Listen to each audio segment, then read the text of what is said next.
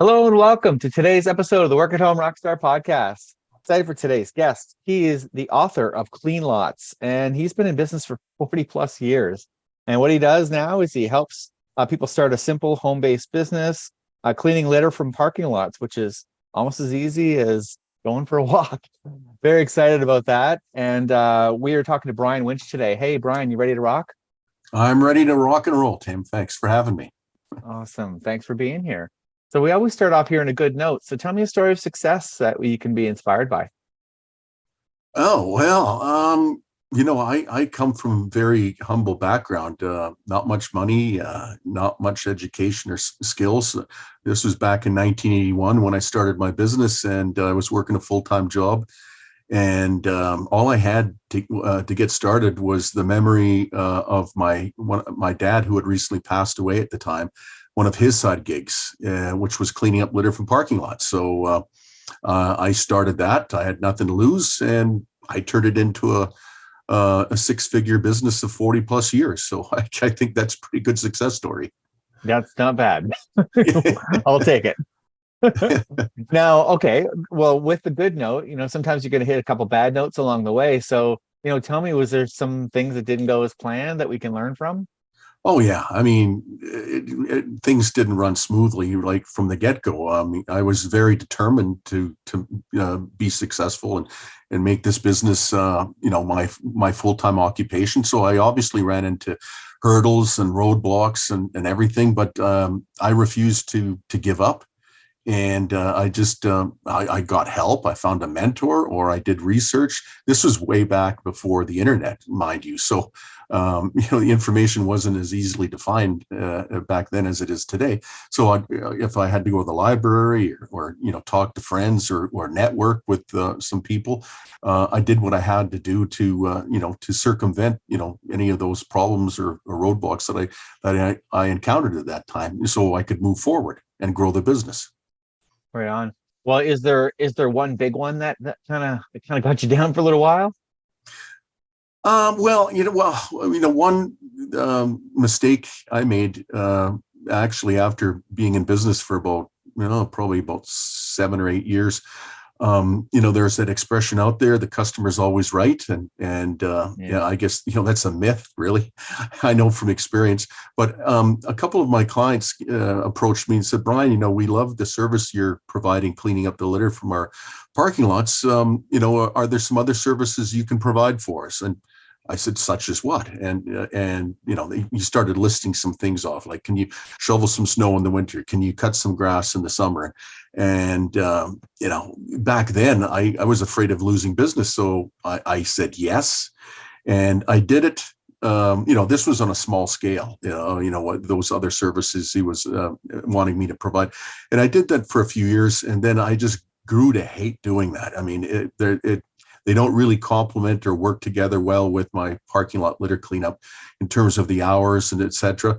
And so finally, with great trepidation, I approached them and told them this isn't working out. I'd like to stay on doing the litter pick, but I really don't want to do the snow shoveling and the grass cutting anymore. And I thought perhaps I would lose his business. And he said, no problem. I thought maybe I might be doing you a favor, asking you to do these other services so you could make some more money. But yeah, it was a lesson learned. And so, what we do is just litter cleanup. That's all we do. And we'd rather be seen as the experts rather than a jack of all trades and, master of none. Yeah. And that's a common theme that I hear from a lot of entrepreneurs, is just try to figure out what you do really well and focus on that rather than offering all these extra services, right? Right. And then, why did you get into that business to begin with? Whatever service or product you're selling is because you really enjoy what you're doing, as opposed to, branching out into some other things that really aren't your field of expertise. Yeah. And shoveling snow is not not as easy as going for a walk. And it's colder. Much colder for sure.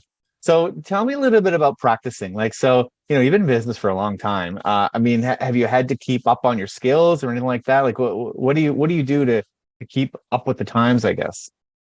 Well, there's always new technologies, new platforms, and I'm a great proponent of telling people you don't have to be everywhere, but it's important that you be where your customers, where your prospects are. So, you have to keep working on those things. You don't have to know everything, but like I say, where I said before, if you need assistance, there's plenty of ways to get that now free. But just keep working with what is working well for you, and you'll continue to be successful. Yeah, absolutely. Now, what about, do you have any sort of like regular rituals or routines that you keep up with, just to keep yourself sane even? Well, I absolutely refuse to work weekends. So I work Monday through Friday. We do have clients, however, that want their some properties cleaned on the weekends as well. So I've delegated that work, or we use subcontractors to do a lot of the cleaning for us. I no longer work as many hours as I used to when I was younger, but I still enjoy putting in about 3 hours of the actual cleaning work every day, because it's great exercise. I love the early morning work, the hours, the peace, the solitude of those early morning hours. And, I do a lot of my best thinking while I'm cleaning up litter. And so, but yeah, I guess I have that luxury now at this stage in my business, where I can pick and choose my hours and just do what I enjoy doing. So let's talk a little bit about the delegating. Like, so how do you go about finding good people to surround yourself with? Well, when we first started the business and started subbing out the work, we thought, well, a great source of potential client, or not client, but potential cleaning prospects, where it would be friends, family members, relatives. People that knew what you were doing, and they thought that was a cool idea. And then they maybe in the past they'd say, hey, if you ever got some extra work, slide some my way. I'd love to do this for a few hours before I go to work in the mornings.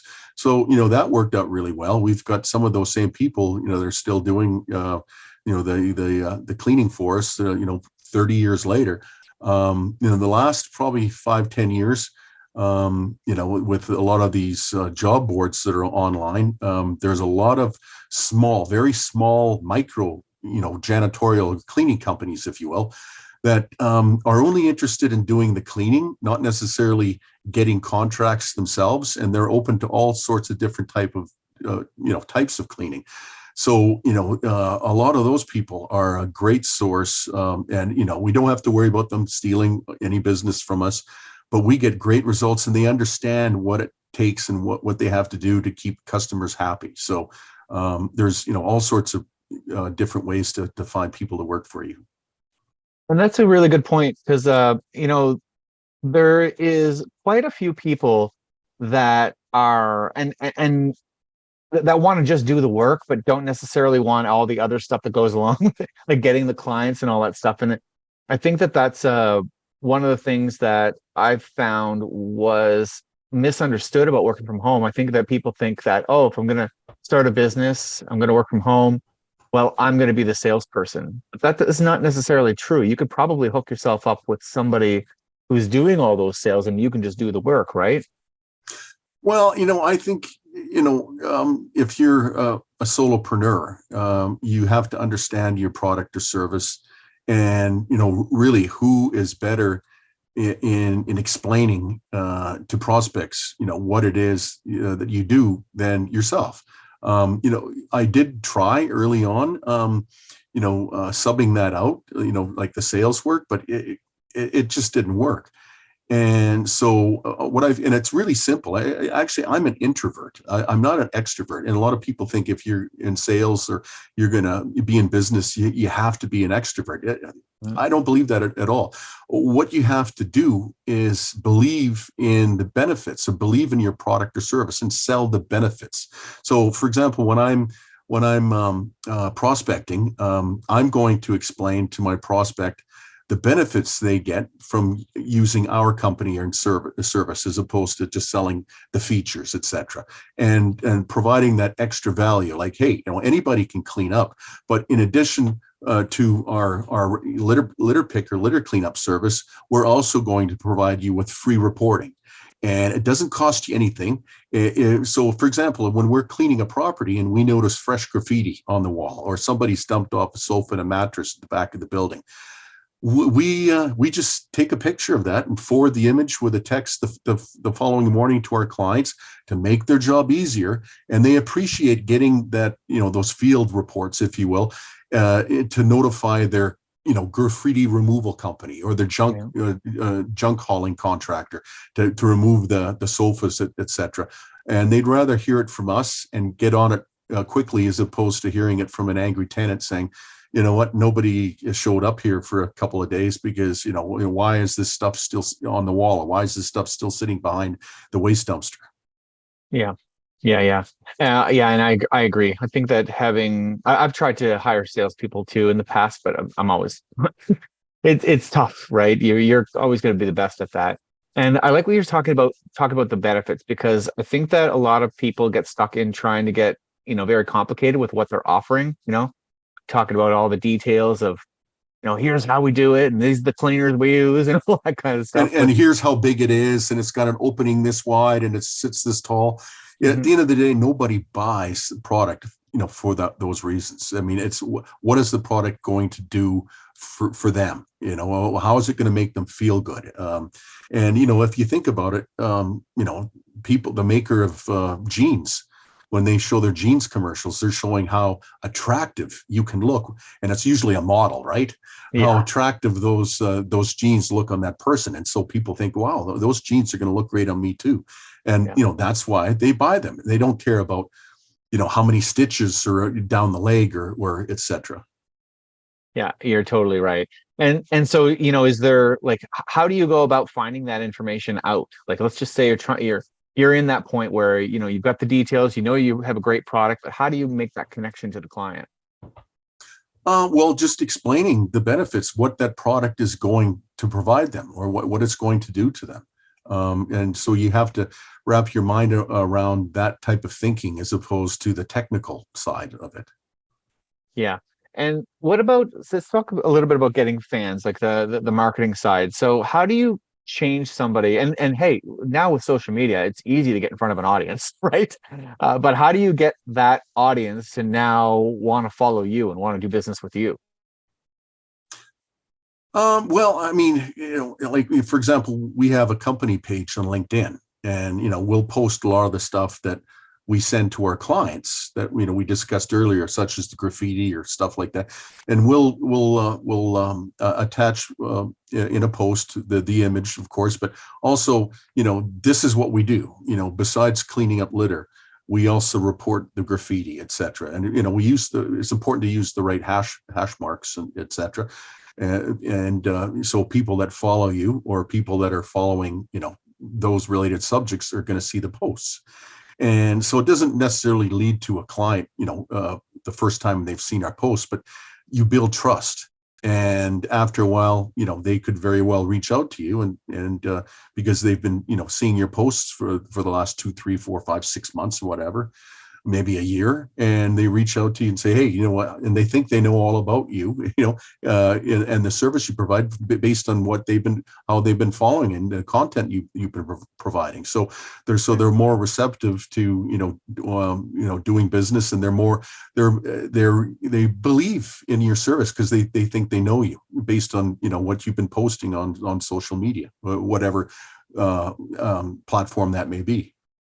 Okay. And so, I mean, you've been in business 40 years, so I imagine things have changed a little bit. Like, have they changed much in the last 40 years from what you used to do for marketing to now? Oh, yeah, well, it's anyone who's starting a business now, I have to say, from personal experience, it's so much easier now than it was when I started out. The internet back in the day, I mean, people of a certain age, I don't know how long ago did they stop publishing and distributing yellow page telephone directories? 15 years ago or something.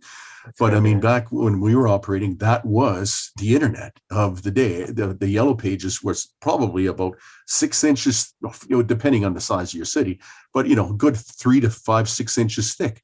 And if you wanted to go to find a good pizza restaurant, there wasn't social media to find, who recommends this pizza place. Word of mouth, of course, was always present back then as well. But, if you needed a plumber or whatever, the saying back in the day was let your fingers do the walking. And you would go through the pages and find your plumber, find your landscaper, find your Chinese food restaurant, whatever the case is. So, with that in mind, that's where we had to advertise. So we started out with just a little listing, and then we expanded that into a display ad. And you were hoping that people would find your ad in the telephone book and reach out to you. And that's how we did business for quite a few years. And then after, with the advent of the internet and websites and things like getting a Google business profile or getting a profile on LinkedIn, basically there's no need to pay for those ads in the yellow pages or basically anywhere else. We don't pay for. Well, we do pay for advertising. When we pay for clicks. When we advertise on Google. And we've tried to add, LinkedIn ads as well, but Google is worked out, really well for us. But as long as you have that content and which you share, like on your social channels, so that goes a long way in bringing customers to you. Hey, Rockstar! I hope you're enjoying this episode of the Work at Home Rockstar podcast. If you didn't know already, my business is Creative Crew Agency. We build websites. Now, let's talk about your website for a minute. Most people realize that at this day and age, we need a website, but we don't really know what the website is supposed to do. And sometimes you'll just go and build a website for the sake of building a website. What I do is I make sure that your website actually accomplishes a goal. Now, there are 3 main goals to most websites. Number 1 is to provide information and build credibility. Number 2 is to schedule some sort of appointment and get them onto a sales call. Number 3 is to sell something like an e-commerce site. Now, when you're setting your website, you have to be very mindful that the visitor doesn't know what to do. And so you have to provide them with a roadmap that leads them down a path to wherever you want them to go.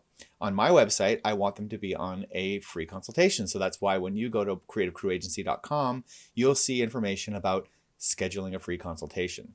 Now, for you, though, I'm going to provide you with an extra link so that you can get your free website audit. Go to creativecrewagency.com/free website audit and schedule an audit with me. And I'll go through your website live and determine what we can do to improve your conversions and make sure that you're getting the business from your website.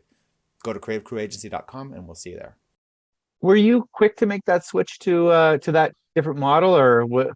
Did it take you a while to? I'm never first to the to the dance. I mean, I'm dragged kicking and screaming, and then when I absolutely see that the benefits and there's no way the other one works or is really worth it anymore, then I jump in feet first. Then I'm and then I'm really loyal. I tend to be maybe too loyal to some of these platforms, but yeah, I mean, like I say, that's the one thing I guess I don't like is the change is becoming so much more rapid, but and you get pulled in different directions. But like I say, you have to know where your prospects are, and they're not everywhere. I mean, like if you're if you're a business selling to consumers, maybe more of a Facebook and some of those other platforms. But if you're a business selling to business, LinkedIn is still the number 1 place to be. Totally, I agree. So now, do you do all this yourself? I mean, do you have a social media person that does it for you, or anything like that? Or well, yeah, I have had in the past, but that's something I found out, from doing myself and knowing my business more or better than paying somebody, use somebody for probably 3 or 4 years. And then beginning of the pandemic, almost 3 years ago, a lot of business dropped off. So I had to cut expenses, and they were one of the first to go because a lot of business was drying up. But then coming out of the pandemic, I took it over myself. I had the time during the pandemic to learn some of these new skills. There's like on the internet, there's so many things you can learn on YouTube, you name it. And I found out I was getting better results doing it myself than what I was getting from the the previous, a sales agency that are supposed to be experts. But that's the thing. Like I said before, they don't know everyone's business. It's impossible. I mean, they could have how many clients, and they think they'll do what's best for you, but at the end of the day, your business better than anyone ever will. Yeah, I've found like, and I mean, my business is actually, I do marketing. I build websites. I do other IT stuff and branding. And you can hire someone to do all that stuff. But when it comes to the day-to-day kind of like content, I just feel like it's got to come from the business owner, Yeah, right? Or somebody yeah, internal. yeah. Well, and that's true. And like, with my website, I mean, I could never create and design my own website, so I got somebody else to do that. But Mhm. in terms of what the content that's on it, I mean, I've got a huge hand in that. Yeah. And so you just need to, in some cases, delegate. I mean, 'cause you can't do everything yourself, but you do what you know best and get others to do a lot of the other stuff. And maybe you find some other stuff is really menial, and you just don't want to do it. You hate doing it. Well, there's always somebody to do it for you. Yeah, exactly. And especially nowadays where it's so much easier to find those people, right? Yeah. There's lots of people that are looking to work from home right now and working, a side hustle of some sort or even a full-time business. And, you can find some contractors that can just, maybe they have a bunch of other clients doing similar work and you can just hire a few of their hours a week. You don't have to hire full-time employees, right?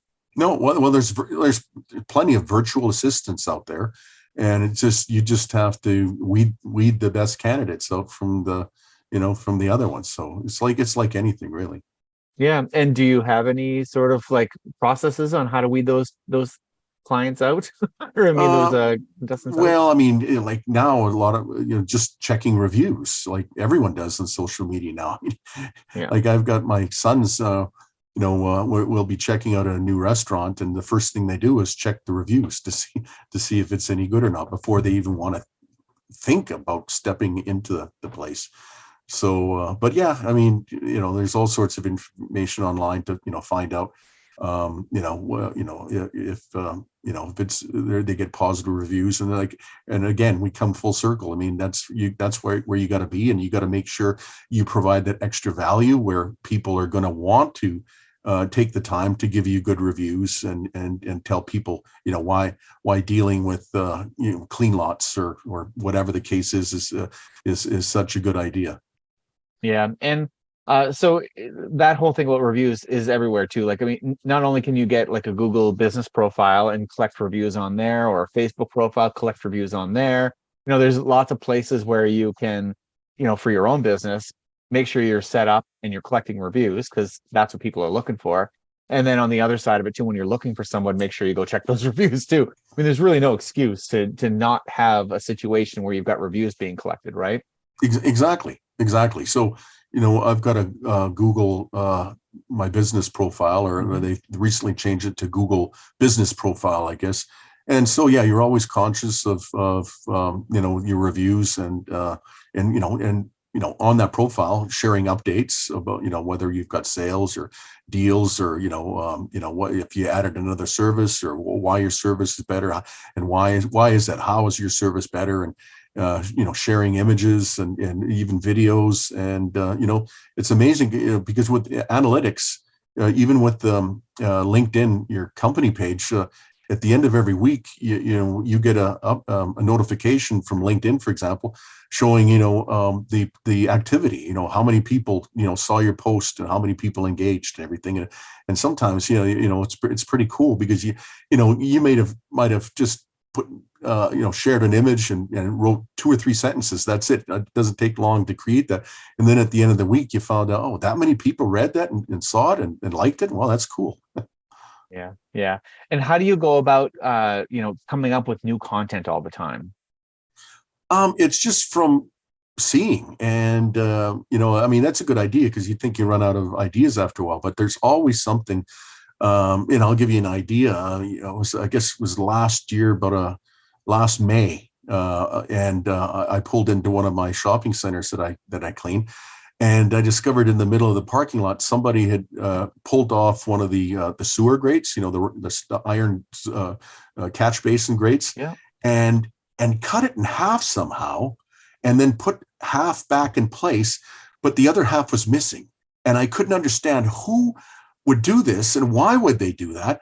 So I thought it would make an interesting, amusing piece. So I shared it on my social media, and I said, "What do you think somebody would do this or use half of a sewer grate for?"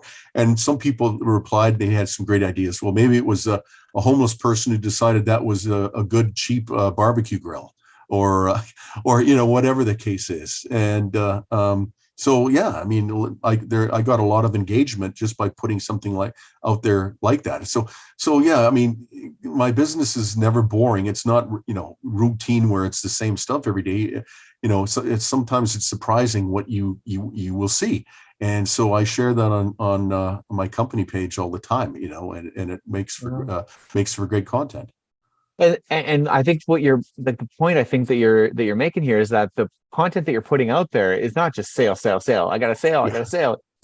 It's like literal, like just cool stuff that you're experiencing, right? Yeah. Well, and, keeps you, relevant, keeps you newsworthy. But you're right. I mean, you don't want to come across as salesy in anything you do, whether it's posting content on your social pages or even on your website for that matter. You want to make a sale, but you don't want to come across as pushy or salesy, because at the end of the day, nobody really likes to be sold. I mean, people, there's nothing worse than, answering the phone and at the other end, there's a telemarketer, and right away, they're trying to sell you something. And most people do, some people are more polite than others, but, that's just, in my opinion, I just don't like to be sold anything. I will buy when I want to buy, when I'm motivated, when I have a reason to buy. But I don't just phone me up and say, "Hey, I got a great product. You got to buy it." And this deal is only good for today. Don't it's not good tomorrow. You need to buy today. Yeah, I know. Yeah, and I think that's the thing, is that there's like, I suppose there are some companies and some businesses and some products that are like, you got to educate people on, like, maybe it's a brand new invention, maybe, I don't know, that they don't know that they need, right? Yeah. But for the most part, most businesses offer, a product that people know that they need. And all you got to do is just make sure that you're, providing that value to them, right? Right. Well, it can, like in the case of the cleanup business, we share the benefits, and the way we do that is we say, "Hey, we can provide you with a cleaner, litter-free property for less money. We provide our service after hours where there's no vehicle interference, and use simple tools that allow us to clean up more material in less time, thus saving you money." So, that's what we would, use in a lot of cases. If we wanted to go one couple words further, in order to get a prospect to agree to provide his email address so we could send him more information about our company, would say, what is your email address? We'd love to share more information so you can see how we can be a benefit to you. Okay, right on. Okay, Brian, it is time for your guest solo. So tell me what's exciting in your business right now. Well, I don't, like I mentioned before, work as many hours cleaning anymore, but I'm putting in more time throughout the day, appearing on podcasts and spreading the gospel of my book, Cleanlots, America's Simplest Business. And I really get excited sharing this simple cleaning opportunity with other people across the country who, quite frankly, don't mind cleaning up after other people. And, fortunes have been made. They're being made by people that feel the same way we do. We have no problem cleaning up, but we like leaving the environment, the properties that we clean, in a better situation than when we arrived. And we feel good about the service we're providing. And, there are, surprisingly, a lot of people out there that tend to agree with us, and they've been really successful after buying the book. And I provide free support. And it's one way of giving back, to in memory of my dad, who unfortunately wasn't alive to see me take his idea and turn this into such a successful business. But he was a caretaker. He was a janitor. That's what he did for his job, and he did a number of side hustles on the side. And so yeah, I get a kick out of helping other people out, and some of them actually are more successful than I am. Wow. That must feel pretty good, does Yeah, it? it Yeah. does. It does. Like I've got one fellow who bought my book 3 years ago in the Chicago area, and long story short, he's now operating nationwide, every state. Wow. That's amazing. Yeah. I love it too, because it is leaving the world in a better situation than you found it. And you can also make a few bucks in the process, right? That's right. And I keep this affordable because I'm conscious of who my demographic is. The people that are interested in this opportunity are probably much the same in the same situation than that I was when I started out. I mean, not much education, not many skills, not a lot of money in the bank. I didn't have thousands of dollars, or was I willing to go out and sign a big loan? I didn't have any business experience. I learned from doing it. And that's why having a simple business based from home as a side hustle is, I think, the best way to acquire those skills and develop your home-based business, and maybe take it full time. And who knows where it'll go from there. Amen. I agree. So tell me, how do we find out more? You can go to my website, cleanlots.com. And my book is available there. There's a brief video that shows me cleaning up, so you get a feel for what I'm doing. There's a free report you can download. Is this the right opportunity for you? My book's available on Amazon as well, all the online bookstores. And there's, check me out, cleanlots.com. Great. That's awesome. Thank you so much, Brian, for rocking out with me today. This has been a good time. Thanks, Tim. I've enjoyed myself. Right on. To the listeners, make sure you subscribe, rate, and comment. We'll see you next time on the Work at Home Rockstar podcast.